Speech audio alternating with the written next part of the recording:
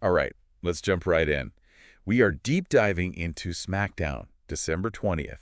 Got the results right here, and wow, a lot happened. Oh yeah, tons to unpack. Some serious drama went down, and man, the storylines they're setting up looking pretty wild. The main event had me glued, that six-man tag team match. Oh yeah, The Bloodline, Solo Sikoa, Jacob Fatu, Tama Tonga going up against LA Knight, Andrade, and Apollo Crews. classic.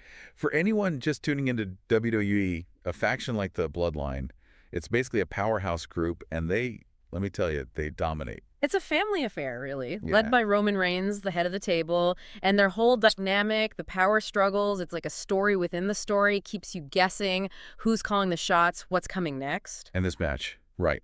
Out of nowhere, Shinsuke Nakamura, the United States champion, he interferes. Takes out LA Knight, boom. Clears the way for the Bloodline to win. What'd you think of that? That's the million-dollar question, isn't it? New alliance on the horizon, Nakamura joining the bloodline. Or is there something else going on, something we're not seeing yet? Right. Is this like the beginning of a whole new rivalry? Yeah. Could we be seeing a power shift within the Bloodline itself? Absolutely. And speaking of power shifts, you got to talk about Solo Sikoa. That message to Roman Reigns, man, intense. Challenging his own cousin, Tribal Combat, undisputed WWE Universal Championship on the line. Netflix Raw debut January 6th. Talk about family drama. Yeah. But Tribal Combat, that's not your average match. No way. This is deep rooted in tradition, reflects that Samoan heritage of the bloodline. Think of it like this. No disqualifications, but it goes way beyond a title. It's about settling those deep-seated family issues, brutality, emotion, reshaping the whole power dynamic. So it's not just about the belt. It's about who's going to run the Bloodline. Man, the intensity is through the roof. You got it. And then, just when you think it can't get any crazier, Drew McIntyre enters the scene. Interrupts Sikoa, all hell breaks loose. Another layer added to this whole volatile situation. Like WWE is weaving this tapestry, right? Yeah. Every rivalry, every story, they're all connected. What does McIntyre's presence mean for this power struggle? Well, McIntyre's got history with Reigns, with the bloodline as a whole, forced to be reckoned with, wild card. He could turn everything upside down. The power he's got, the motives he's carrying, he's going to play a huge role in how this all unfolds. Okay, so we've got this potential power struggle brewing, a tribal combat match looming, McIntyre ready to shake things up.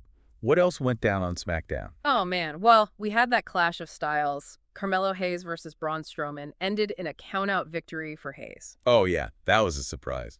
Strowman, that guy, monstrous size, power. That's what we call a monster heel in WWE. Classic, intimidating villain, brute force all the way. Exactly, and that's why Hayes' win is so interesting. No brute force, pure strategy. Think about it. He outsmarted Strowman, used his speed, agility to his advantage. In the end, he basically tricked Strowman into getting disqualified. It's like, it's not just about being strong, it's about being smart. Psychology. Psychology, right? You got to outthink your opponent, know how to push their buttons. Absolutely. This wasn't just Hayes winning, it was a statement. Showing everyone he's a threat, someone who can take on the Giants and outmaneuver them. Okay, so does this mean Hayes is on a whole new path? Is he stepping up to be a major player in WWE? That's the big question, isn't it? This win definitely puts him in a new light. Not just a high flyer anymore, he's a strategist. He can go toe-to-toe with the best of them.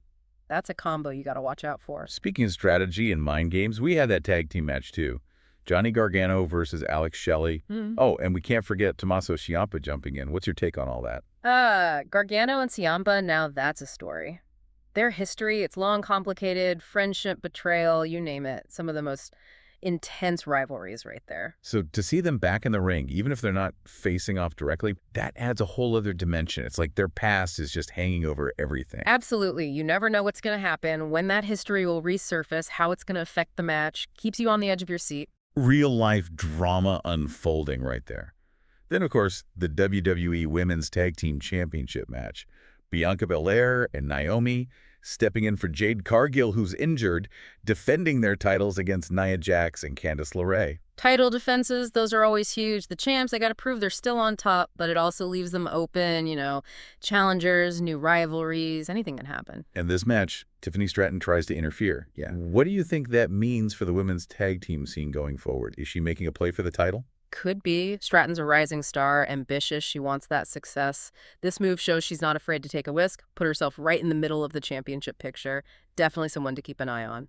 It's amazing how WWE weaves all these individual stories together. One big, constantly evolving narrative. It's all about the storytelling, right? They know fans are invested in the characters, the drama, not just the matches. That's what keeps us coming back. All right, so we've got this potential power struggle, a tribal combat match on the horizon, new stars making their moves. What's this all telling you about where WWE is headed? Well, if SmackDown is anything to go by, I'd say buckle up. Things are changing. The Bloodline's dominance is being tested. Alliances are forming, and new stars are ready to step into the spotlight. Feels like we're right on the edge of something huge. SmackDown, it wasn't just about the matches, it was about setting the stage, Like the whole landscape of WWE is about to change. Oh, yeah, for sure. And those little things, those details, the way they layer the story keeps you guessing. Like Shinsuke Nakamura interfering in the main event, that was crazy. But it also makes you think, what's the real play here? For me, it showed how the bloodline works. Mm-hmm. Master manipulators, behind the scenes, using people to get what they want. Classic Bloodline, right. Look at their history. It's their tactics, sow discord, keep everyone else fighting, and they stay on top. So Nakamura, with them, even for a little bit, it makes you wonder, is he really on their side or is something else going on? Yeah. Is he falling for their game or does he have his own plan? It's wild. But okay, let's go back to that tribal combat match. Solo Sikoa versus Roman Reigns. What's your take, especially with Sikoa's challenge and the whole history of this kind of match? Well, remember, it's not just about the championship, right? It's about family. Who's got the right to lead? That's what makes this match so huge. It's not just the title. It's about the heart of the bloodline. It's like Shakespearean, This family clash, the power struggle, the drama. Exactly. Complex characters, ambition, loyalty, revenge, all mixed together. Then throw in tribal combat, brutal, historic. It's going to be explosive. It's not just a match. It's like all the tension, everything that's been building up, it's all going to come out. And with Drew McIntyre out there, who knows what's going to happen? That power dynamic in WWE could completely change. Oh, yeah. McIntyre adds a whole other level of intrigue. Total wild card. He could tear the bloodline apart. And then you got Jimmy and Jey Uso, their loyalties up in the air. Where are they going to stand when it's all over? Man, I'm on edge already, and it's not even January 6th. Okay, Yeah. but there were other big moments too. Carmella Hayes beating Braun Strowman. That was unexpected. What did you think? Hayes, he was all strategy and smarts. Remember we talked about Strowman, that monster heel persona, all about strength and intimidation. Totally. So for Hayes to beat him, to use Strowman's own anger against him, that was genius. He didn't try to overpower him, he outsmarted him. Exactly. And it shows what Hayes is capable of. He's not just athletic, he's a thinker. Understands the psychology, knows how to find those weaknesses. He's a serious contender now. It's like a chess match in the ring, right? Yeah. Got to think ahead, anticipate, take risks. You got it. That's what separates the good from the great. It's not just about strength. It's about having that mental edge, knowing how to play the game within the game. Speaking of, we got to talk about that tag team match. Johnny Gargano and Alex Shelley. Tommaso Ciampa getting involved, that just adds a whole other layer. Their history, it's so intense, so much emotion. Gargano, that underdog, always fighting for what's right. And Ciampa, he'll do whatever it takes to win. Doesn't matter who gets hurt. And for those who haven't been following, their rivalry goes way back. They were best friends, tag team partners, almost like brothers. But then it all fell apart. Betrayal, jealousy, ambition. One of the most intense stories in WWE for sure. Their feud, it shows how good WWE is at long-term storytelling. Years later, that history is still there, creates tension. You never know what's going to happen. Could explode at any moment. Psychological thriller in the ring. And then the Women's Tag Team Championship. Bianca Belair and Naomi defending their titles against Nia Jax and Candice LeRae. But that Tiffany Stratton trying to interfere, that was interesting. Right, and it's not just the interference, it's what it means. Stratton, she's a rising star, she's ambitious, and she's not afraid to make a move. It's a message, She's coming for that title. Yeah. She's not going to wait her turn. And that energy, that hunger, it's what the women's division needs. Shakes things up, creates new rivalries, keeps everyone guessing. That's what WWE is all about, right? Keeping you hooked. It's constant change, alliances shifting, rivalries starting. Everyone wants the power. And based on what we saw on SmackDown, things are about to get wild. Watching this SmackDown, it hits you. It's not just matches. It's like these characters, they're evolving, dynasties rising and falling. Yeah, that's the magic, right? The athleticism, the storytelling, and that wild card factor. Never know who's going to rise to the top, who's going to crash and burn. Exactly. And it feels like a turning point, especially with the Bloodline. They've been so dominant. But now things are shifting. cracks are showing. Solo Sikoa challenging Roman Reigns, man, that changes everything. It's a direct hit challenging the whole hierarchy, what the bloodline is all about. And it's not just him, right? Drew McIntyre's lurking, waiting for any sign of weakness. And then, those Uso brothers, where do their loyalties lie? It's a powder keg, waiting to blow. Oh yeah, the drama inside the bloodline, it's intense. But don't forget the outside forces too. Shinsuke Nakamura. What's he doing with them? Even if it's temporary, what does it mean for the bigger picture? It's like, you can't help but wonder, is he really with them? Or is he playing them? It's got me hooked. That's the beauty of it, right? They plant those seeds of doubt, keep you guessing, keep you coming back for more. It's a masterclass in storytelling. Speaking of seeds, what about Carmelo Hayes? That win over Braun Strowman, that was a shocker. Makes you think, is this a new top contender rising? Oh, that was a statement, no doubt. He didn't just win, he outsmarted Strowman, one of the most powerful guys in WWE. That strategic thinking, the ring awareness, it's next level. He's not just relying on athleticism, he's thinking. He's playing the game, finding those weaknesses.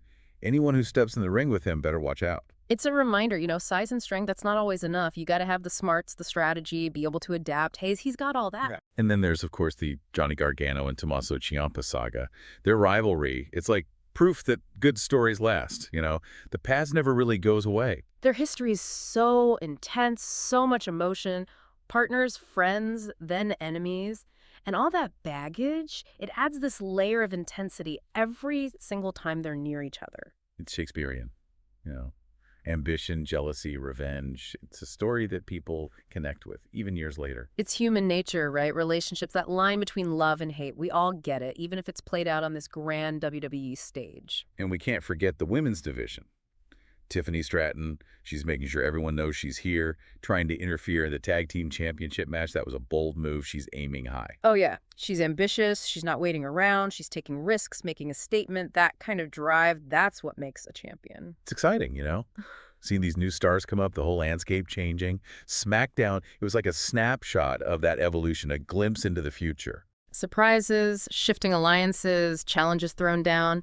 Heading towards the Royal Rumble and beyond, one thing's for sure, it's going to be a wild ride. So to all our deep divers out there, pay attention. The future of WWE is happening right now, and it's going to be epic.